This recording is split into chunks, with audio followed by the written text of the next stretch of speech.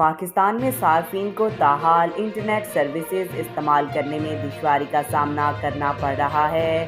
پاکستان میں انٹرنیٹ چل تو رہا ہے مگر اس کی سپیڈ مسلسل کم ہے اور خصوصاً ڈیٹا پر انٹرنیٹ سروسز خلل کا شکار ہیں۔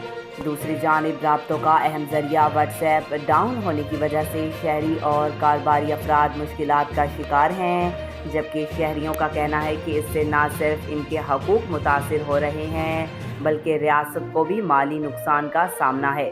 انٹرنیٹ سروسز متاثر ہونے سے آن لائن سواری سمیت کاروبار کی لین دین میں بھی دشواری کا سامنا ہے۔ صارفین سوشل میڈیا پلیٹ فارمز کی بندش پر بھی سراپا احتجاج ہیں۔ پاکستان میں صارفین کو تاحال انٹرنیٹ سروسز استعمال کرنے میں دشواری کا سامنا کرنا پڑ رہا ہے۔ پاکستان میں انٹرنیٹ چل تو رہا ہے مگر اس کی سپیڈ مسلسل کم ہے اور خصوصاً ڈیٹا پر انٹرنیٹ سروسز خلل کا شکار ہیں۔ آج تک کے لیے اتنا ہی۔ مزید ایسی معلوماتی ویڈیو دیکھنے کے لیے ہمارے چینل کو سبسکرائب کریں۔